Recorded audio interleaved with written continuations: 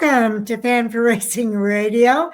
I'm Fan for Racing Sharon, and joining me today is Jay Hughesman, and we are here for the Charlotte preview for the NASCAR Xfinity Series. We haven't talked Xfinity Series for a while, Jay, so I'm excited that they're back on the track this weekend.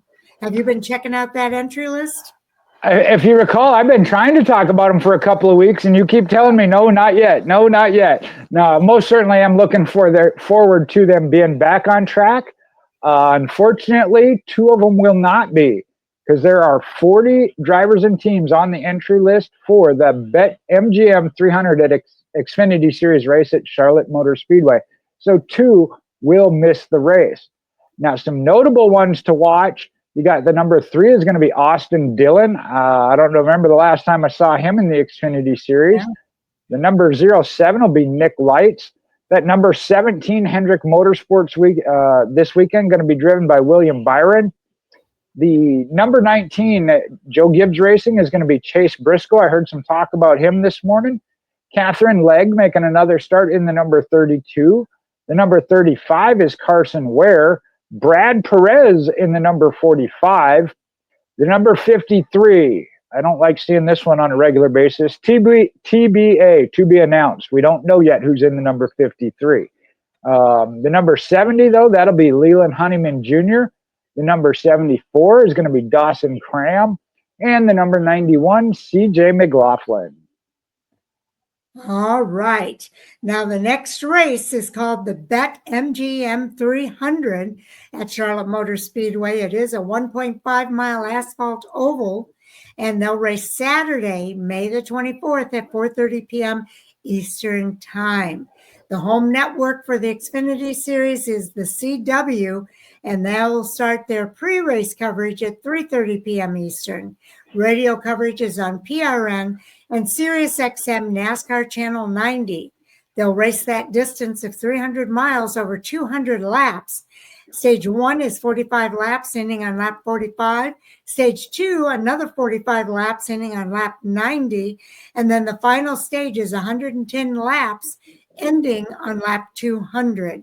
So I know we've got a lot of storylines and insights here for the Xfinity Series, Jay. For the NASCAR Xfinity Series, the storyline starts with this being the 80th NASCAR Xfinity Series race at Charlotte.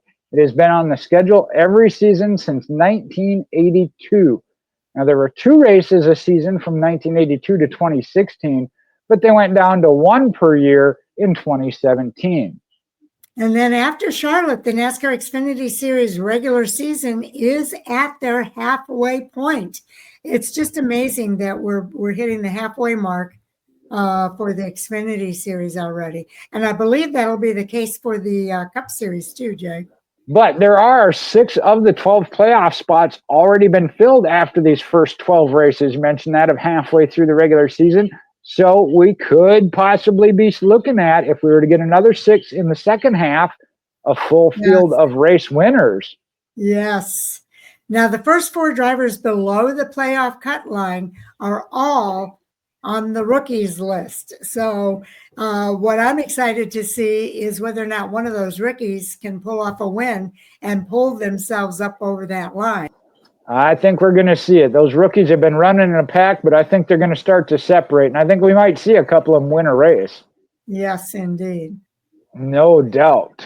Now, we got 12 different drivers having won the last 12 Xfinity Series races, the longest ever streak at the track. It was Austin Dillon who swept back in 2015, and he's in this weekend. So how about that?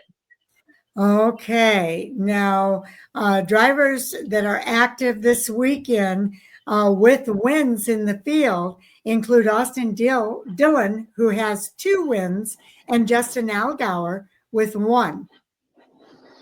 And I mentioned this in the pre-race notes of William Byron in the number 17 and Chase Briscoe in the number 19 will be in the field. Neither driver has won on the Charlotte Oval in any series. So they're out there trying to just get a win on that track. Yeah, that's almost shocking to know that William Yes, Byron it is. Okay, now Connor Zilisch is back. He's returning after missing Texas due to that back injury from the last lap accident at Talladega. Zilich will also be running the Coca-Cola 600 in Trackhouse Racing's number 87 machine. Certainly looking forward to that. Him coming back from the injury is when we knew that he was planning on running the Coca-Cola 600. So excited to see that. Now, 9 drivers have earned their first career Xfinity Series win at Charlotte. Most recently, though, you got to go back to 2017, and that was Alex Bowman. Wow. Also, 6 Xfinity Series Charlotte races have featured last lap passes for the win. Most recently in 2020, when Kyle Busch beat Austin Cindric to the line. And only 6 of 79 Charlotte races have ended in overtime. That's not a very big percentage, so they have a tendency to finish with the green flag run. Drivers that led the most laps won 4 of the last 6 Charlotte races. So again, watch who's leading the most laps in this race. It could be a clue to the winner. Well, and that goes along with the stages, because the stages have been swept in 5 of the last 7 Charlotte races. Kyle Busch in 2020 is the only driver to win both the stages and the race. Well, there you go. You got to have it all. Okay, now drivers that are in the top 5 of Charlotte average finishes all time include Harrison Burton at 6 and Sammy Smith at 6.5. So they may be a couple of drivers to keep your eye on. Most certainly, and I don't know that I'd have had them at the top of my list, so no, might have to bring them up a little. Now, 8 of the last 9 Charlotte races have had at least 8 cautions. We don't like to see that, but it's a fact. 8 of the 9 races had at least 8 or more cautions. All right, and Charlotte is 4 of 6 1.5-mile races for this year, and the last one in the regular season. Only Kansas in September and Las Vegas in October remain after this weekend. So they've already raced at both of those tracks, and they'll be returning in the fall. Now, Justin Allgaier at Las Vegas and Miami and Kyle Larson at Texas are your previous winners on the 1.5-mile tracks this season. And the last 6 races on 1.5-mile tracks were won by drivers over the age of 30. Well, this leads to fingers pointing to Justin Allgaier, as he needs 6 top 10 finishes now to tie Kyle Busch for the most on 1.5-mile tracks all time. And Justin Allgaier needs 1 top 5 finish to tie Brad Keselowski for 4th on 1.5-mile tracks all time. And another record he's looking for after winning stage 1 at Texas, Allgaier now has the most stage wins on the 1.5-mile tracks all time. He's no longer looking for it. He's got it. He's got it. It's under his belt. All right. Now, Chevrolet won 7 of the last 8 races on 1.5-mile tracks. So that might be a clue for us, too. That's a big one. Yeah, that's a big one. And so is this, unfortunately, in the other direction. Ford won only 1 of the last 32 races on 1.5-mile tracks. Got to go back to Riley Herbst, who was in a Ford at that time, Las Vegas in 2023. Yeah, and Toyota hadn't won at North of Wilkesboro in the All-Star race. They broke that record last week when Christopher Bell won the All-Star race. So those records are meant to be broken. We might see that this weekend. Well, Ford fans are certainly hoping so. Yes, they are. Okay, Jesse Love and Austin Hill finished in the top 10 in 6 straight races on 1.5-mile tracks. That's the longest active streak. It's cool to see more than one have that. So we'll see how that continues this weekend. Go back to hitting on some Allgaier points, though. Justin Allgaier leads all drivers with 8 top 5 finishes here in 2025. And his 8 top 5 finishes on the year are the most ever through 12 races of a season. All right, now Justin Allgaier is 10 top 10s away from being the very first driver to reach 300. That's amazing, and 10 top 10s are not out of the realm of possibility for Justin Allgaier. Absolutely not. And I was going to throw in a fact about the team, but I'll let you do that, Sharon, as I'll talk about Joe Gibbs Racing. They're one pole away from 200, and they are the only team with at least 100 poles. So JGR likes to start up front. Yes, they do. Let's go back to junior motorsports. They're 7 wins away from 100. Only 3 teams won at least 100 Xfinity Series races. Joe Gibbs Racing has 217. Roush Fenway Kozlowski Racing sits at 138. And then Richard Childress, he has 100. Wouldn't that be cool to see 2 teams hit that 100 mark in the same season? Yeah, that would be cool. RCR did it earlier this year. Yes, they did. Now, what they got for junior motorsports, the drivers have won all 3 1.5-mile tracks this season. I mentioned that. Justin Allgaier, 2 of them. Kyle Larson, 1. William Byron, no, actually, Byron's is a Hendrick Motorsports car, so he's not one of the ones that could do it this weekend. Okay, Kyle Larson, however, leads all drivers in laps led this season. He has 440 despite making only 3 Xfinity Series starts. It's amazing what Kyle Larson does. It certainly is.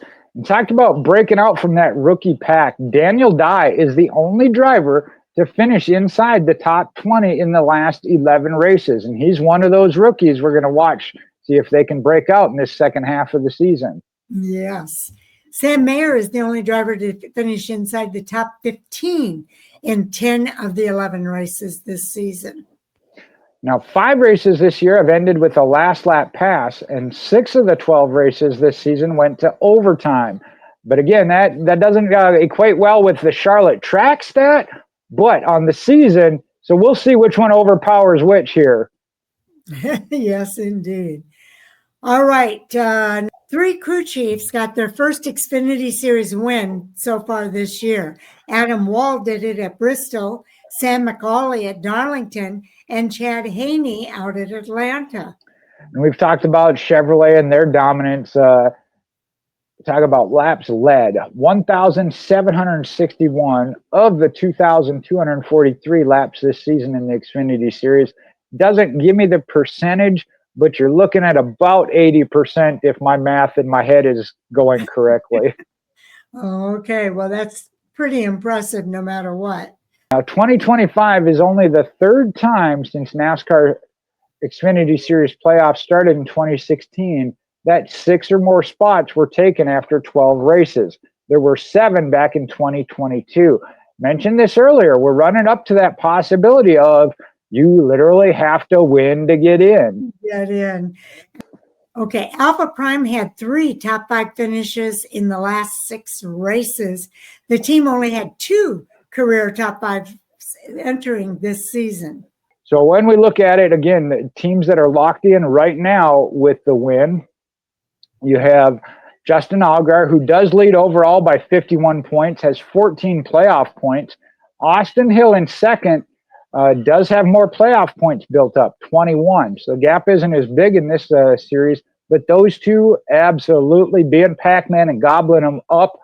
Just looking down the list, the other only high number of playoff points built up I see is Connor Zilic with 7. Now, Sam Mayer, sitting in 3rd, does not have a win, but been consistent, has 1 playoff point. Jesse Love, the 1 win and a stage win, gives him 6 playoff points. Brandon Jones, does have a race win, so 5 playoff points in the bank. And then a rookie, Carson Cavapel, right now in 6th at 324. 7th through 12th, Jeb Burton, Ryan Sieg, Sammy Smith with the win and a stage for 6 playoff points. Harrison Burton has 2 stage wins, so has a couple of playoff points ready. Sheldon Creed in 11th, and he needs to pick it back up. He's been on kind of a downslide right now, but hopefully can recover. And then Connor Zilic, who's back on the track. He is missing a race, but has been given a playoff waiver. So keep that in mind. And he has a win with 2 stage wins, and again, has 7 playoff points, the best amongst those other than the top 2. Then we mentioned, here's where it's at. Connor Zilic at 299 is 12th, the cut line. Daniel Dye, rookie, 293. That's a 6-point deficit. Taylor Gray, a rookie. He's 8 more points back. Nick Sanchez, a rookie, 2 points behind Gray. Dean Thompson, a rookie. That one is back to 249, so that's about a 30-point gap. And then Christian Eckes is 2 more spots down at 18th. He's fallen off, had a rough string of a couple of races there. And unfortunately, my favorite, William Sawalich, been better lately and running a lot of other races, building his confidence up, though. The other rookie there is in 25th at 170, but we'll see how they do in this second half of the season, because that's where the rookies are really going to show what they've learned so far on the year. Yes, indeed. And it's going to be exciting to watch. We mentioned that this is after Charlotte. They have hit the halfway mark, and the next races are going to be where we decide who's in and who's not for the Xfinity Series playoffs. So it's kind of amazing that we're already at that mark time of the season. Well, and mention comparing just to the Truck Series, they're down to 8 races left in the regular season. It's not quite as crunch time, but as I mentioned, it's certainly time to prove where you're at. You're coming back to some tracks second time round for tracks they run more than once at. But also you got your feet wet, you're gelling with your team, hopefully, and this is the time to shine. And especially for the rookies, we mentioned that they're all bunched up just outside, most of them, not all of them, but most of them bunched up right outside. But I think about this. We've seen Taylor Gray and Nick Sanchez both come really close to already getting a victory this year. So we know they're in contention. Talked about Daniel Dye having the streak of only driver in the series to finish in the top 20. So you're on the lead lap and finishing races. And Christian Eckes and William Sawalich, again, hopefully they got all that bad luck out of the way in the first half of the rookie season and can now go forward. They got nowhere to go but up. But up, yeah, it's time to move the needle. All right, on Saturday, Hendrick Motorsports will have their Fan Fest. So if you want the details, I'm going to suggest you go back and listen to our Truck Series preview, because we give you all those details in that preview show. Well, I suggest you go back and listen to the Truck Series preview. Anyway, we had a good time with it and gave you a lot of great information. You might think Corey Haim's the one and only driver. He's not. So, yeah, go back and check it out, and we'll see how that comes out after the race when Sharon and I talk about it on the review sessions. Yes, indeed. Do watch for more coming up. We've completed the ARCA Menards Series at Charlotte and the Truck Series. The Xfinity Series is now done. Do you have anything more you wanted to say about the Xfinity Series, Jay? No. Again, looking at picks of real quick of, I think Justin Allgaier, kind of the one everything's pointing towards. But we also mentioned Charlotte is known for the track, both on the Xfinity and the Cup, where drivers get their first win. And there's several on that list that could happen. So I'm excited for this race. I'll tell you that. So Justin Allgaier is your pick? Yeah, overall, if I were going to have to put money on it, I would have to put it on Justin Allgaier. The stats of the team, they're on fire right now. I'll go with William Byron. That would certainly be one to show competitiveness already, yeah. In that race as well. So we'll see what happens. And, tell us who your pick is, too, down in the comments. Also, you want to watch for all of those previews coming up. We're still doing the ARCA West is racing out at Colorado National. We'll be doing that. And then the only one we have left after that is the Cup Series. So all of the previews will be up early this week. And then we also want to say thank you for watching. Jay and I have a lot of fun with this. We hope you enjoyed as much as we enjoy doing it. So with that, Jay, I think we're ready to wrap this one up and move on to the next video. And then enjoy the racing, too. Yes, that's true. Okay, take care, everyone.